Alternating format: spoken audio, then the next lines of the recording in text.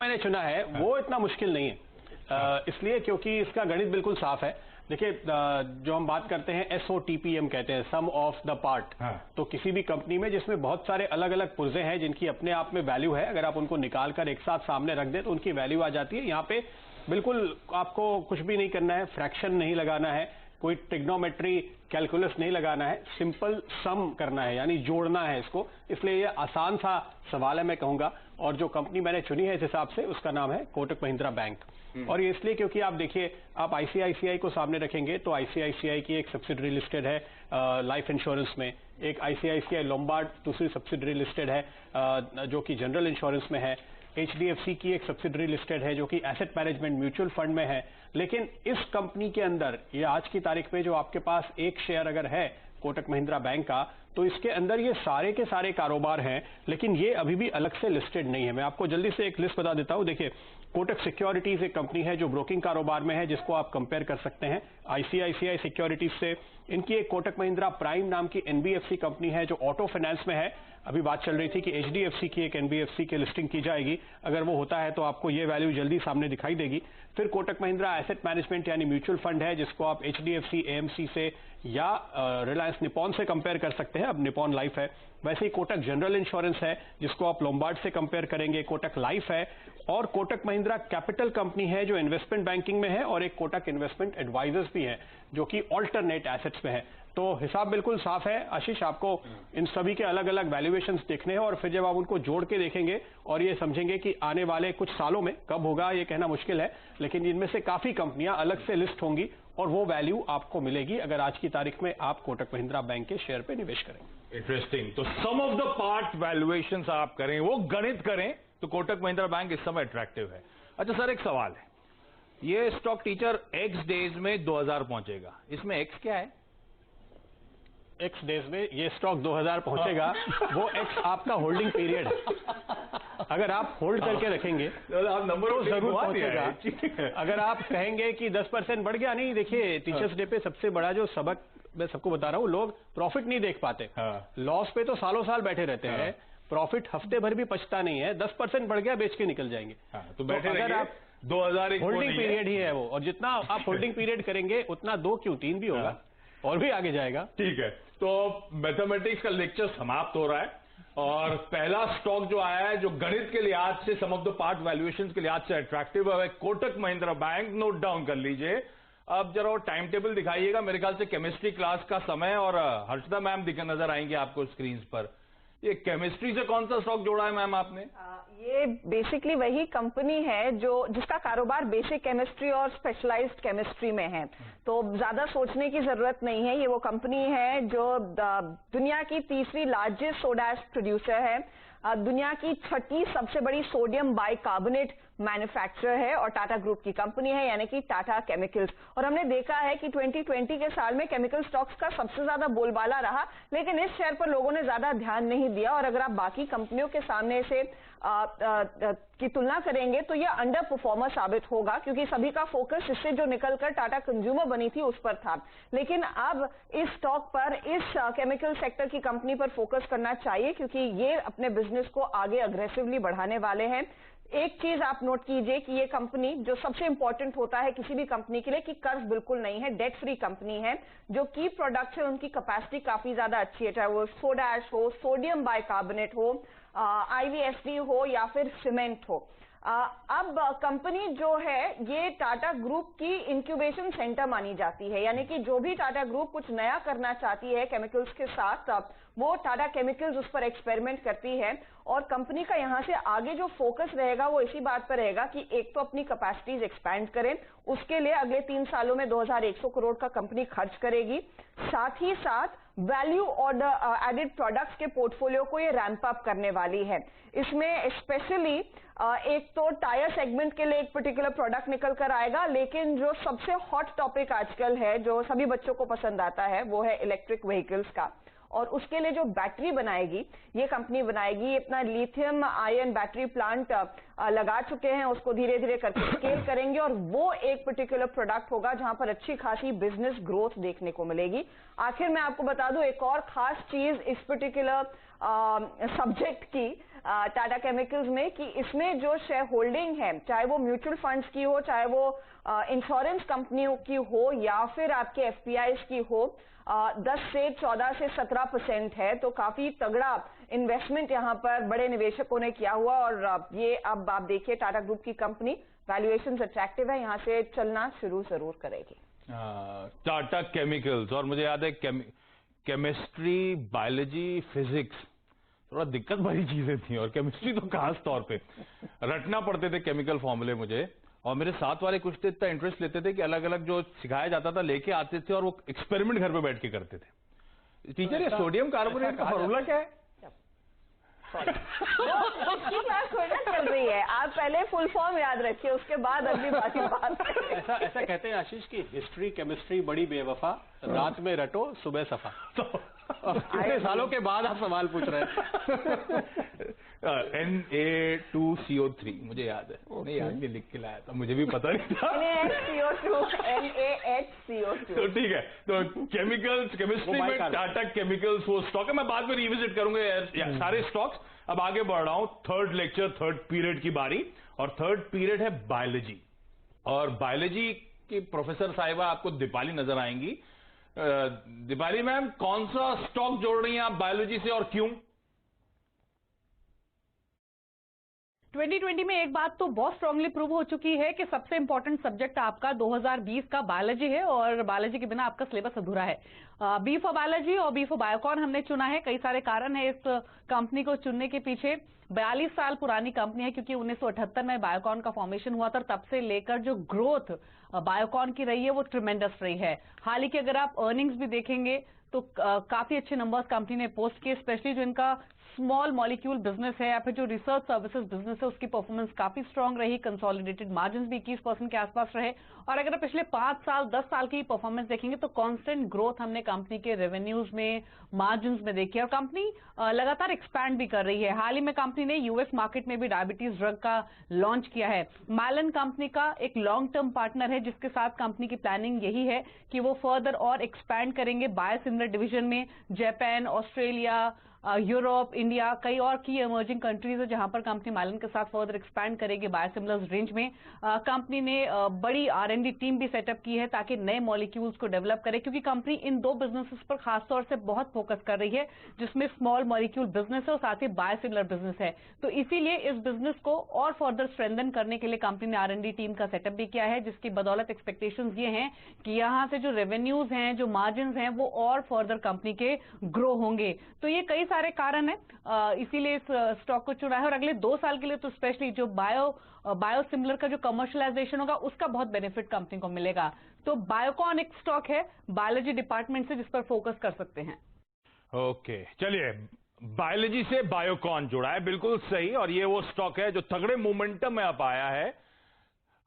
खरीदारी करने के यहां पे अभी भी मौके। और इसकी जो CMD साहब हैं किरण मजूमदार शॉ, उनको कोविड हो गया था, अब वो शी इज रिकवर्ड, और अब सबसे वो शेयर कर रही हैं कैसे आपको कोरोना वायरस से फाइट करना चाहिए।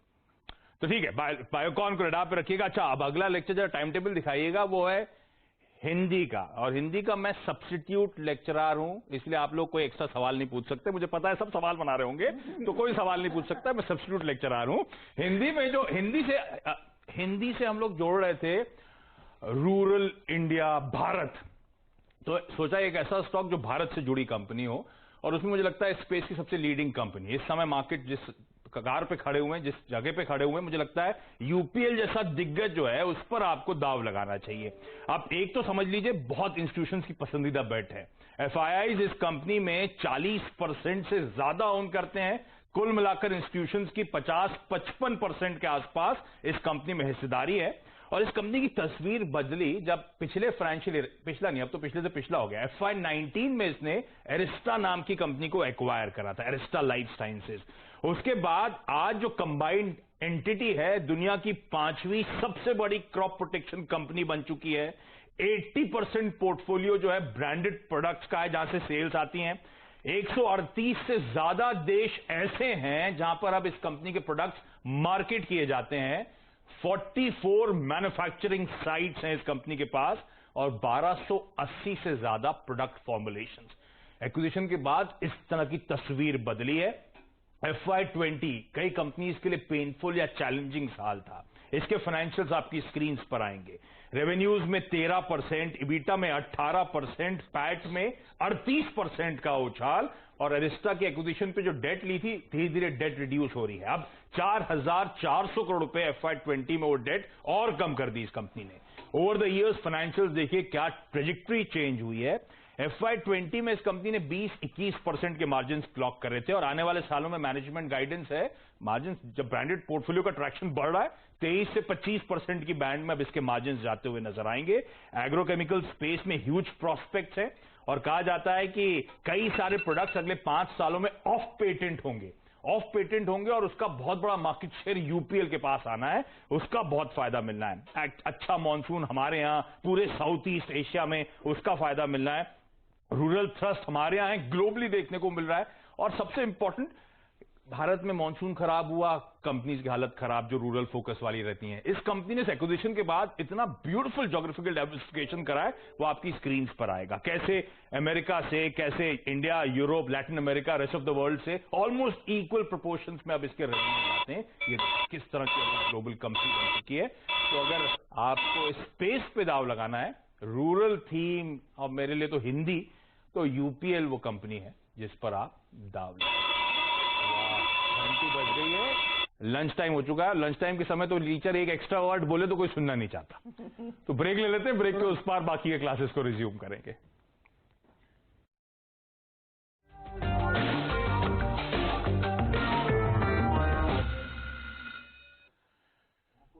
ब्रेक के बाद आपका स्वागत है। क्लास ऑफ 2020 अब रिज्यूम करने का समय, और लंच से पहले हमने 4 पीरियड्स अटेंड करे, 4 बेहतरीन स्टॉक्स हमें मिले जो आगे मैं रिविजिट करूंगा। अब बारी है बाकी के 4 लेक्चर्स की तरफ, बाकी के 4 पीरियड्स की तरफ बढ़ने के लिए। और हर्षद, ये लंच ब्रेक के बाद कभी टाइम पे आती ही नहीं है। टीचर या स्टूडेंट? नहीं, इस समय तो प्रोफेसर साहिब हैं। प्रोफेसर साहिब अभी तक पहुंची नहीं है, ये लंच ब्रेक को हमेशा गड़बड़ करती है। लेकिन मैं आगे बढ़ रहा हूं। यतिन आपको आपकी स्क्रीन पर नजर आ रहे होंगे, टाइम टेबल दिखाइएगा। मेरे ख्याल से इंग्लिश लेक्चर का समय है, और यतिन जुड़ रहे हैं उसके लिए। यतिन हमारे इंग्लिश के प्रोफेसर साहब हैं। प्रोफेसर साहब, कौन सा स्टॉक है आज जो आप इंग्लिश से जोड़ रहे हो? देखिए आशीष, इंग्लिश की अगर आप बात करें तो काफी सारी ऐसी कंपनियां हैं जो एक्सपोर्ट मार्केट्स पे फोकस करती हैं, विदेशी मार्केट्स पे फोकस करती हैं, यूरोप और अमेरिकन मार्केट्स पे फोकस करती हैं। तो कहीं ना कहीं इनका जो रिलेशन है वो इंग्लिश की तरफ हो जाता है। मैं जो स्टॉक बताने जा रहा हूं वो है वेलिएंट ऑर्गेनिक्स। और आप फॉर्चुनेटली कहें, आज कंपनी ने एसएमई से माइग्रेट किया है मेन बोर्ड पे। कंपनी बहुत छोटी थी, और ये छोटी कंपनी आज लगभग 3,000 करोड़ के मार्केट कैप के ऊपर हो गई है और मेन बोर्ड पे आ चुकी है। आईपीओ से लगभग 10 से 15 गुना जो है कंपनी ने वेल्थ क्रिएट की है, और ये आरती ग्रुप ऑफ इंडस्ट्रीज की एक ग्रुप कंपनी है। आरती इंडस्ट्रीज और आरती ड्रग्स की तो क्या बेहतरीन परफॉर्मेंस रही है पिछले 4-5 महीनों में, और उसी तरीके से वेलिएंट ऑर्गेनिक्स का भी परफॉर्मेंस रहा है। और क्यों ये परफॉर्मेंस रहा है? क्योंकि जो इनके फार्मा प्रोडक्ट्स हैं, खास करके पैरासेटामोल और काफी सारे ऐसे नाइट्रो और फिनॉल डेरिवेटिव्स कंपनी बनाती है जिनका केमिकल और फार्मास्यूटिकल इंडस्ट्री में जो है यूज होता है। और कहीं ना कहीं कंपनी जो है इंपोर्टेड जो गुड्स आते हैं, या ऐसे कहें कि इंग्लिश और विलायत, और जो विलायती गुड्स आती है उसके सब्सटीट्यूशन का काम कर रही है। तो बखूबी ये मेक इन इंडिया कहें या आत्मनिर्भर भारत कहें, ये थीम को सूट करता है।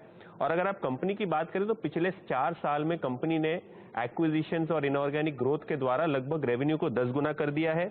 FY16 में यानी 2016 में कंपनी का मुनाफा था 10 करोड़, और FY20 यानी मार्च 2020 में कंपनी का प्रॉफिट 140 करोड़ हो गया। मतलब 14 गुना ज्यादा जो है प्रॉफिट इनका 4 साल में हो चुका है। डेट बहुत कम है, और अगर आप FY20 की रिटर्न ऑन इक्विटी कहें तो लगभग 44% थी। रिटर्न ऑन कैपिटल एम्प्लॉय 35% थी। यानी कि जो कंपनी प्लांट लगाती है और निवेश करती है उसका 3 साल का पे बैक पीरियड है। तो बहुत ही बेहतरीन रिटर्न रेशियोज, और बहुत ही आगे चलते हुए हमने ये देखा है कि केपेक्स जो है आगे जाके जो कैपेसिटी लगाने वाले हैं वो फार्मा एपीएस और पैरासेटामोल में लगाने वाले हैं, जो कि ये जो हेल्थ केयर सिनेरियो है आज ग्लोबली कोरोना वायरस के चलते उसमें बहुत अहमियत देता है। तो कहीं ना कहीं ये इंपोर्ट सब्सटीट्यूशन और हेल्थ केयर से जुड़ी हुई बहुत बड़ी थीम है, और जैसे ये मेन बोर्ड पे आएगी वैसे काफी सारे म्यूचुअल फंड जो हैं जो एसएमई होने के कारण ये कंपनी का कैटेगराइजेशन खरीद नहीं पा रहे थे, उनका निवेश यहाँ हो सकता है। तो लॉन्ग टर्म के लिए शेयर में करेक्शन हो चुका है। अंग्रेजों के जमाने की कंपनी लेकर आएंगे, लेकिन ये तो बड़ी नई कंपनी लेकर अभी भी आज ही आई है। तो ये नर्सरी पास होके सीधा इंग्लिश क्लास में बैठी ऐसी कंपनी है। चलिए, वेलिएंट ऑर्गेनिक्स वो स्टॉक जो रडार पे रखना है आपको, माइग्रेट होके आई है, और अब माइग्रेट होके आई है तो कईयों के रडार पे आएगी और अब फंड फ्लोज होते हुए नजर आएंगे। तो इस कंपनी को हमें रडार पे रखना है, खरीदारी करने की शायद ये मौके दे रहा है। जरा टाइम टेबल में मेरे ख्याल से ज्योग्राफी क्लास है और प्रोफेसर साहब एकदम चमक के हैं, जो यहाँ पे रुमाल एकदम चकाचक। प्रोफेसर टीचर्स डे में तो फिर आप लोग बोलो फुलू लेके आएंगे नहीं? लाइट वो केक भी काटा था शो से पहले। कौन सा स्टॉक है टीचर? देखिए, मेरा स्टॉक जो है ना वो दुनिया भर में कामकाज करता है और इसलिए हमने उसको चुना है। उसका नाम है टाटा कंज्यूमर। और हर्षदा चूंकि हमेशा लेट हो जाती है तो 2-3 चैप्टर उसके हमने अपने उसमें ले लिए। अच्छा, हाँ, वो भी हम पढ़ा देंगे। तो इसमें जियो पॉलिटिक्स तो नहीं है ना जो आप नहीं, बिल्कुल नहीं, एकदम क्लीन, बहुत शांत किस्म का है। टाटा ग्लोबल कैसे, टाटा कंज्यूमर कैसे ज्योग्राफी दुनिया भर में फैली? दुनिया भर बता दो ना मैं आपको, ऑस्ट्रेलिया में, अमेरिका में, कनाडा में, यूरोप में, भारत में, सब जगह। तभी तो ग्लोबल है। ग्लोबल इसका नाम भी इसीलिए है। और इसके बाद इसमें जो मार्केट शेयर की बात हम लोग करें तो टाटा सॉल्ट आपने नाम सुना होगा, 65% मार्केट शेयर। चाय में ब्लैक टी जो बेचते हैं लूज में वो 22% है, ब्रांडेड में 20% है, कनाडा के मार्केट में 30% मार्केट शेयर लेके बैठे हैं। और रेवेन्यू ब्रेकअप भी अगर आप देखेंगे ना तो बिल्कुल वैसे ही हमने ज्योग्राफिकली बना रखा है कि इंडिया से 61% आता है उसका, यूके से, यूएसए से, कनाडा से 4, 18, 12 इस तरीके से आता है। कंपनी बहुत ही शानदार है और जब से वो इन्होंने टाटा केमिकल से कुछ प्रोडक्ट अपने में लिए हैं तो अब ये मसाले भी बेचते हैं और दालें भी बेचते हैं। टाटा संपन्न के नाम से बहुत सारे प्रोडक्ट है। अनपॉलिश करके ऐड आता था उसका, है ना? हाँ, तो वो स्पाइसेस और जो पल्सेस हैं उसका पोर्टफोलियो इसमें आ गया है। और स्टारबक्स की कॉफी जो आप पीते वो भी है। और अब ये पैकेज्ड फूड में तेजी से आने वाले हैं। और इस दौरान इन्होंने ये भी कहा, कमेंट्री भी 27 अगस्त की कमेंट्री है कि स्टारबक्स के पूरी कंट्री में और ज्यादा स्टोर से खोलने की कोशिश कर रहे हैं। तो ये बहुत ही बढ़िया स्टॉक हमें इसलिए भी लगा क्योंकि अगर इनके आप नंबर्स में डालेंगे तो हमने पिछले 5 साल के नंबर देखे, 16 से लेकर के 21 एस्टिमेट तक हमने लिया है। लगातार रेवेन्यू बढ़ा है, 6,600 से चला था, 9,500 हो गया और एस्टिमेट है कि ये जो FY21 क्लोज करेंगे तो 10,000 करोड़ से ऊपर का रेवेन्यूज होगा इसमें। और वैसे ही मार्जिन इनके 6 से शुरू हुए तो 14% मार्जिन तक के एस्टिमेट्स हैं। तो इतनी बढ़िया कंपनी, इतना अच्छा इन्होंने करके दिखाया परफॉर्मेंस, तो मुझे लगा ये जरूर आपको ध्यान में रखना चाहिए। बस इसके अंदर एक कमी है, ये थोड़ा बदमाश है, ये बहुत ज्यादा वैल्यूएशन मांगता, भाव खाने लगा है ये ऐसे होता है। पता है स्कूल कॉलेजेस में भी ना जो बहुत पढ़ाकू बच्चे थे सारा क्रीम प्लेसमेंट वही ले जाते थे। एग्जैक्टली, ये भी वही कह रहा है कि मैं अगर कह रहा है कि नेस्ले को आप इतना देते तो मेरे को भाव क्यों नहीं देंगे आप, मैं रिजल्ट दे रहा हूँ ना आपको। मैंने कहा तो बनता है फिर तो बनता है, ले लो। ठीक है। तो महंगा है लेकिन अच्छा है। हर्षदा आप कुछ कह रहे हो? मैं बोल रही थी, इसीलिए मैं बोल रही टाटा केमिकल्स पे भी ध्यान दो, वो सस्ता है और अच्छा है। और वहीं से टाटा कंज्यूमर निकला है। अरे कोर्स तो मैंने तुम्हारा ले लिया खुद पढ़ाने के लिए। अच्छा, क्विकली अब समय खत्म हो रहा है, शेड्यूल को एकदम मेंटेन करना है। हिस्ट्री की क्लास है, जितना मुश्किल केमिस्ट्री था उतना यहाँ पे भी याद करना डेट्स को नेक्स्ट टू इम्पॉसिबल था। लेकिन प्रोफेसर साहब सुमित हैं जो हिस्ट्री की क्लास लेने वाले हैं। प्रोफेसर साहब, कौन सा स्टॉक है? देखिए, मेरी जो पूरा डेटाबेस है उसमें सबसे पुरानी कंपनी यही थी मेरे पास, तो मैं इसी को उठा के ले आया। ये कंपनी है EID पैरी, 225 साल पुरानी कंपनी ये खोज के लाई गई है। और ये कंपनी इंडिया में पहली कंपनी थी जिसने शुगर का एक प्लांट लगाया था, पहली शुगर कंपनी थी जिसने पहला डिस्टिलरी प्लांट लगाया था।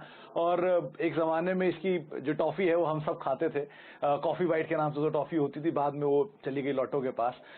इस कंपनी के पास बहुत सारी चीजें हैं। पहले तो कोरोमंडल का स्टेक जिसकी वैल्यू 13-13.5 हजार करोड़ रुपए कोरोमंडल की स्टेक की वैल्यू है, डिस्काउंट करके भी 8,000 करोड़ रुपए के आसपास बैठती है। और अभी कंपनी की मार्केट कैप 5,000 करोड़। तो पहला ट्रिगर तो यही हमेशा इसके लिए काम करता है। दूसरा, इसके अलावा भी करीब 10 सब्सिडरी और है जिनकी वैल्यू अभी आप और जोड़ेंगे। लैंड बैंक अलग है, प्लांट्स अलग है। और जो कंपनी का बिजनेस अगर आप पिछले 101 साल में उठाकर देखेंगे तो ये कन्फेक्शनरी में रही है। पैरीवेयर के नाम से इनके टाइल्स आते हैं, बहुत कम लोग ये बात भी जानते होंगे। इसके अलावा कंपनी पावर जनरेशन में है और बड़े मेजर क्लाइंट हैं। तमिलनाडु इलेक्ट्रिसिटी जैसी कंपनीज जो है वो इसके क्लाइंट में शामिल हैं।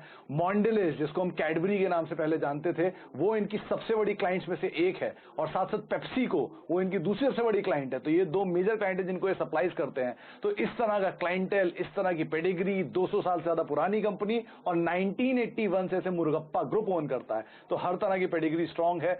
ऑलमोस्ट कंपनी में डेट को रिड्यूस कर रही है, प्रोमोटर स्ट्रांग है, नंबर वाइज साउंड है, अच्छी कंपनी है, अच्छा प्रोडक्ट है, इसे भी देखा जा सकता है। अच्छा, 1788 में फाउंडेड, मैं आने से पहले पढ़ रहा था 1761 में तो थर्ड बैटल ऑफ पानीपत हुआ था जब अहमद शाह अब्दाली ने मराठास को डिफीट करा था, और उसके 10-20 साल में तो कंपनी खड़ी हो गई थी। गजब कंपनी ढूंढ के लाए, लेकिन आज भी चमक रही है ईआईडी पैरी। क्या रिटर्न्स दिए, खैर रडा पर रखिएगा स्टॉक को। और फाइनली कंप्यूटर के पीरियड की समय आ गया है। वीरू सर, स्टॉक कौन सा है? मैंने पूरी जिंदगी आखिरी पीरियड गोल मारा है आशीष, और देखिए मेरे को आखिरी पीरियड मिला है आज पढ़ाने के लिए। खैर होता है ये। और मेरी कंप्यूटर की क्लास है तो मैं आईटी और इसमें टेक महिंद्रा प्रेफर कर रहा हूँ आशीष। टेक महिंद्रा, याद रखिए पिक करने के पीछे 4-5 लॉजिक हैं।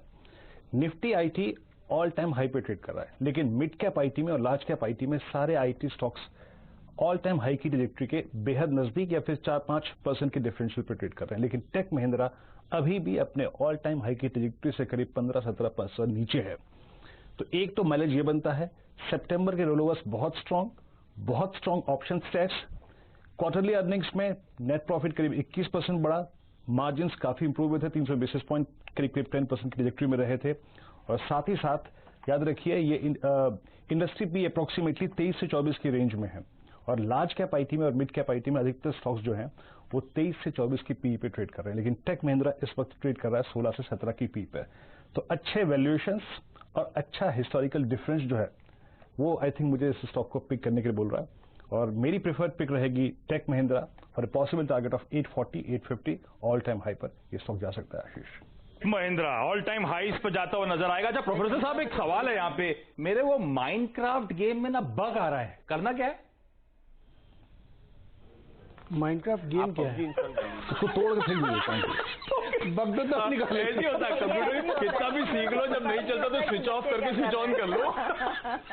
अब ये तो मिशन मंगल तक में चला है, तो फिर यहाँ पे भी चलना चाहिए। अच्छा क्विकली, अब समय खत्म हो रहा है, क्विकली आज जो 8 पीरियड्स हुए, 8 जो लेक्चर्स हुए, उनमें जो स्टॉक्स हमारे सामने आए वो जरा स्क्रीन पर लिख रही है डायरेक्टर साहब, क्विकली जरा देख लिए जाए।